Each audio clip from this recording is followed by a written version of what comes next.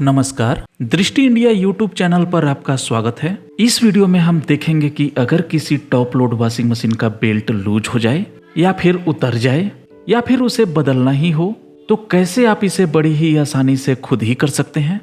अब सवाल ये आता है कि हमें पता कैसे चलेगा कि वॉशिंग मशीन में बेल्ट की समस्या है। तो ये पता करना बहुत ही आसान है। ऐसी स्थिति में जब आप मशीन को यूज करेंगे तो आपको इसके मोटर के घूमने की आवाज़ सुनाई पड़ेगी, लेकिन ड्रम प्रॉपरली नहीं घूम पाता है या फिर बिल्कुल ही नहीं घूमता है। अभी हमारे पास सैमसंग का टॉप लोड वॉशर है और इस मशीन में बेल्ट थोड़ा लूज हो गया है, जिससे ये हेवी लोड पर ड्रम को ठीक से नहीं घुमा पाता है। तो चलिए देख लेते हैं कि कैसे इसे ठीक करना है। सबसे पहले हम पावर प्लग को डिस्कनेक्ट कर लेंगे और उसके बाद पानी के सप्लाई को बंद करके वाटर इनलेट पाइप को भी निकाल लेंगे।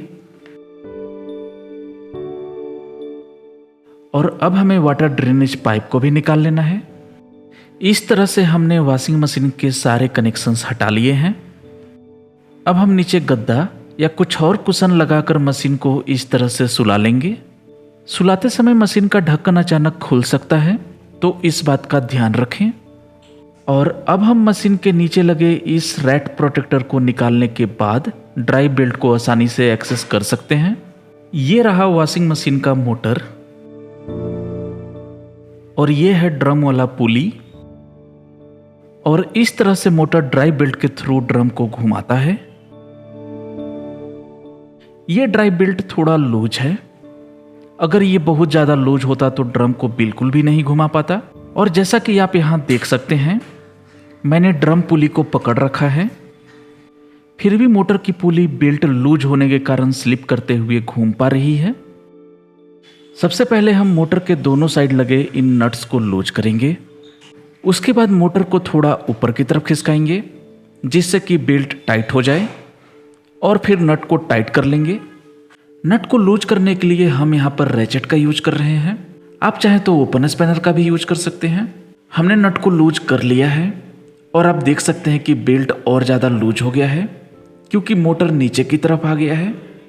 अगर आपके केस में बेल्ट उतर गया है तो उसे वापस लगा सकते हैं, या फिर अगर बेल्ट बदलने की ज़रूरत है तो इन नट्स को खोलकर इस पार्ट को निकालने के बाद बेल्ट को रिप्लेस कर सकते हैं। हमारा बेल्ट सही जगह पर है। अब हम इसे टाइट करने के लिए मोटर को ऊपर की तरफ खिसकाएंगे और फिर इसे पकड़कर रखते हुए नट को टाइट कर लेंगे।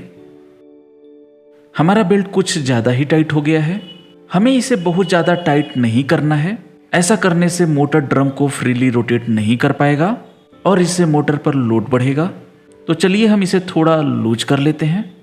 हम फिर से नट को लूज करके मोटर को थोड़ा सा नीचे खिसका लेंगे और अब नट को फिर से टाइट कर देंगे। अब इस बेल्ट का टेंशन बिल्कुल परफेक्ट है। तो इस तरह से हमने वॉशिंग मशीन में ड्राई बेल्ट की समस्या को ठीक कर लिया है। और आप देख सकते हैं कि बेल्ट बिल्कुल भी स्लिप नहीं कर रहा है। अब हम रैट प्रोटेक्टर को वापस लगाकर मशीन को सीधा कर लेंगे। वाटर इनलेट और ड्रेनेज पाइप को भी वापस लगा देंगे। और अब पावर प्लग लगाने के बाद मशीन यूज करने के लिए रेडी है। तो अब तक के लिए बस इतना ही। अगर आपको ये वीडियो अच्छा लगा हो तो इसे लाइक करें और दृष्टि इंडिया यूट्यूब चैनल को सब्सक्राइब करें। वीडियो अंत तक देखने के लिए धन्यवाद।